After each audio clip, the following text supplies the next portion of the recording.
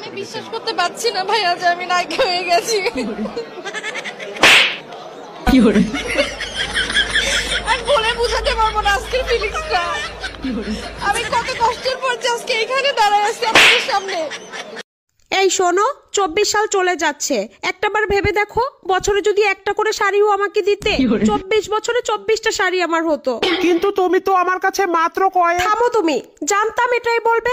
আরে তোমার বাম পাঁজরের হাড় দিয়ে আল্লাহ আমাকে বানাইছে, তোমার জন্য বানাইছে। ছিলাম না হয় 18 বছর বাবার বাড়ি, এজন্য কি তুমি আমাকে কিছুই দিবা না? যাই হোক, আমি এত কিছু বুঝি না। 25তম শাড়ি দিয়ে আমি 25 সাল শুরু করব। 10-12টা আছে, আর বাকিগুলো কিনার টাকা দাও। আরে ধুর, আমার আইডি কার্ডটা যে আমি কোথায় রাখলাম? অসহ্য মার্কা কোথায় রাখ। কি ব্যাপার, টাকাটা রাখিস আর অমনি হাতে তুলে গুনা শুরু হয়ে গেছে, তাই না? আরে আমার টাকা। আশ্চর্য, আমি মাত্র এখানে আমার টাকা রাখলাম। আমি তো গুনছিলাম। শোনো, বেশি কথা বলো না তো। টাকা দেখলেই শুধু একেবারে জিভ লক লক করে, তাই না? আমার আসলে এখানে বসাটাই ভুল হয়েছে। এসে গেছে লাগানোর দিন। ঠোঁট ফাটলে ভ্যাজলিন।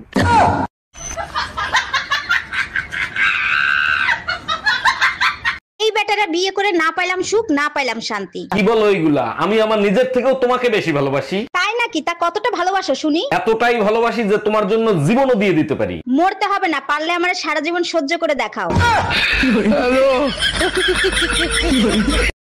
हाय गाइस, ये मैं हूँ और ये तू कौन है? कौन है? আমার বাপে তো আমারে সহ ঘরে যা যা আছে সব দিয়া গেছে, কিছুই তো আপনার না। আবার বড় বড় কথা কয়। এখন বোস, তুই কি জিনিস যে তোর চালাই তুলে এতগুলো মালামাল দেওয়া লাগে? শুনছেন, আপনার ওই মনে কি আমার জন্য একটু জায়গা হবে? না রে বোন, আমরাই বাড়া থাকি। নাম কি?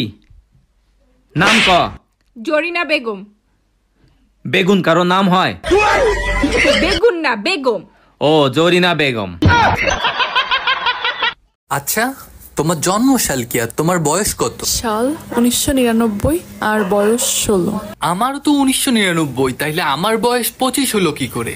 সেটা তোমার সমস্যা, আমার না। ধরেন ভাবি, আপনি আমার বউ। ধরা তো দূরের কথা, এক বাপের বেটা হস্ত ছুঁয়ে দেখ। আরে ভাবি, আপনি তো উত্তেজিত হয়ে যাচ্ছেন, আপনাকে ধরতে বলছি। বললাম তো ছুঁয়ে দেখ, কাইটটা টুকরা টুকরা কইরা গাঙ্গের পানিতে ভাসাই দিমু। Bye bye, tata. পালাবো না, প্রয়োজনে ফখরুল সাহেবের বাসায় গিয়ে উঠবো। কি জায়গা দেবেন? না হলে ঠাকুর গায়ের বাড়ি আছে না। আমি তো তোমার সাথে থাকতে চাই না। কিন্তু তুমি তো বলতা তুমি আমার স্বপ্নের রাজকুমার। আমি এখন জেগে গেছি। কি করে? জল দেবো জানু? না না, জল লাগবে না।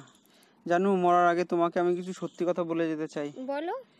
বলছি, তোমার আলমারি থেকে না ওই গয়নাগুলো আমিই চুরি করেছিলাম। ঠিক আছে, কোনো ব্যাপার নেই, ঠিক আছে। আর তোমার যে দামি দামি শাড়িগুলো না, ওইগুলো আমার গার্লফ্রেন্ডকে দিয়েছিলাম আমি।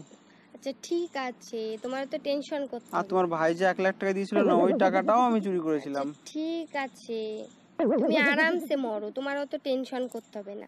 আরামই মরো, আরামই। কারণ তোমার খাবারে বিষটা তো আমিই মিশিয়েছি। ছলো ছলো নয়নে হাসি মাখাবো।